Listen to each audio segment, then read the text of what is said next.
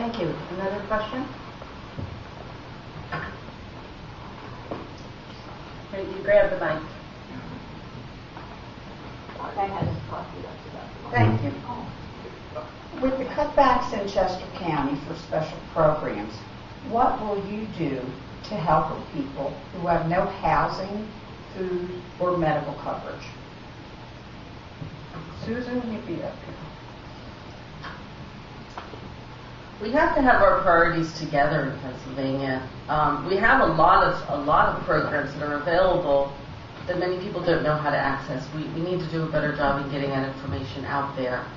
The Department of Public Welfare, the example that I gave, the $50 million a year in waste that goes out for sweetheart deals, those are funds that came from the Department of Public Welfare that could be used to provide those services well. If we can, at the top levels of our government, get rid of the no bid contracts and the sweetheart deals, we'll be able to fund those things that we're most that we most need to take care of. I actively worked against the cuts to the Human Services Development Fund, wrote letters on that, voted against the budget in part because I thought we made the wrong decisions.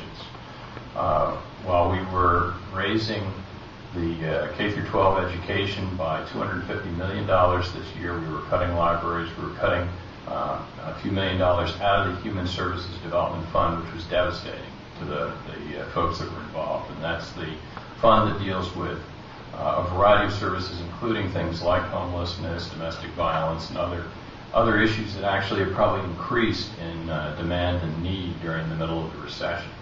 We need to reorder our priorities. We need to focus properly.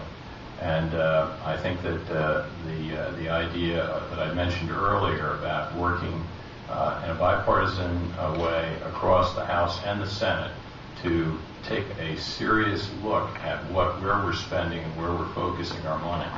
We're going to have to give up some programs that we like, but we're going to have to make sure that key social services are adequately funded. That may mean increasing funding in some areas.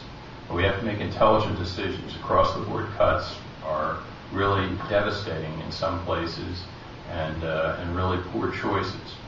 And in order to do that properly, we're going to have a better conversation with you, the voters, and you, those of you that are out there, to get clear what your priorities are, what you're prepared to give up in a time of shortage, to make sure that we have key services that are critical for our future properly funded.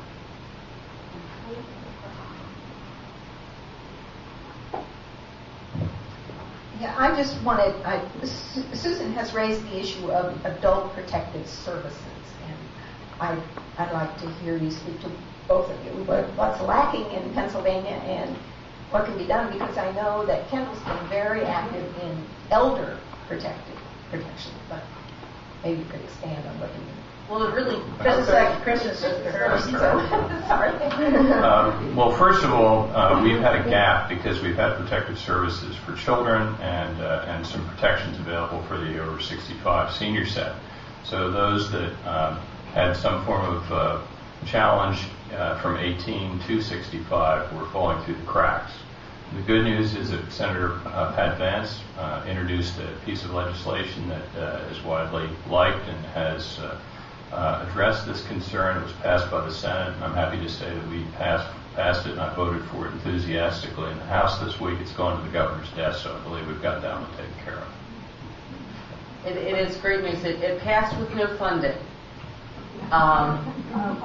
We wrote it. I helped work on the committee. They've been working on this for many years, and I've been working with the committee to push this through for a number of years. And it keeps recycling. We passed it.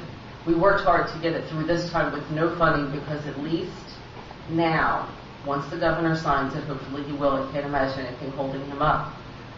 At least now the police will be able to go into a home and help protect someone. Though there are no funds attached to this, and we'll have to be waiting. In that meantime, we'll have regulations written. We'll be waiting for funding, but for right now, there's some level of protection once it's signed that there isn't right now, but it's not truly the same level of protective services that children and seniors enjoy at this point. But it's a very positive step in the right direction.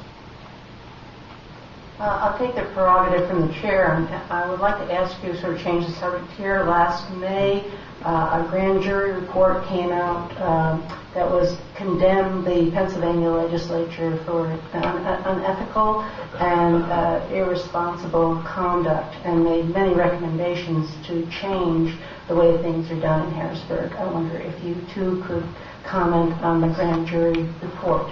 And that we'd start with, let's see, Chris, Susan. I have read the whole I was thrilled to read the grand jury report. I had many solid, good points and suggestions, and I think that it is something that the legislature needs to take very seriously. Pennsylvania has, this long history of a culture of corruption that has allowed us to our government to stop listening to people. I like a lot of the options that the grand jury report came out with. I'd like to see us work truly in a bipartisan cross between the House and the Senate to really bring strong ethical reform to government, because that's what we really need to do. I'm trying to think, some of their recommendations, of course, were to make the per diems vouchered. Currently, legislators can accept a certain amount of money every day that they're in session, depending upon how far they travel to get to work. And at this point, they're not vouchered, so they may or may not have expended those costs to get to work and to spend the night if they need to spend the night. We need to make government far more transparent. I know Eugene D. Pasquale is the first legislator to put all of his expenses online and able to see, and I think that's a solid move that we need to do in Pennsylvania, using a lot of those, maybe not all of the recommendations of the grand jury report, but a lot of those recommendations to bring us to a much cleaner government. Well, first of all of my expenses are available through public access right now under the right to know, so you're more than welcome to look at that, and I'd be more than happy to cooperate with anybody who wants to discuss those with me. I have from the very beginning taken the attitude that I should do no more than what I would do in the private sector in terms of reimbursement for legitimate expenses, and I don't take per diems typically unless I have spent the night up in Harrisburg or away from home when I incur some legitimate expenses. A average number per diem is something that the federal government has allowed through the IRS for salespeople for quite some time now, but I'm perfectly comfortable also with actually presenting documentation on a per diem basis. I take about 3 or so a year, something like that, sometimes less, because I usually come home at night. As far as grand jury is concerned, they were tasked, and their job was to determine whether or not there was sufficient evidence to bring charges for corruption in the form of using government funds to run political campaigns. They did a great deal of testimony on that particular subject. They found sufficient evidence to bring charges. There are going to be a variety of trials coming up. Unfortunately, those trials are likely, some of them are likely to happen as late as next summer. So the charges are hanging out there. No defense has been presented. One of those charges has actually been found not guilty. But I'd like to emphasize the fact that the charges that were brought, the idea of using government money for political purposes, is illegal. It is wrong. It is illegal under existing law. It's been illegal for some time. And I think that the idea of reforming the government is quite a different issue. It's talking about what do we want our legislature to do.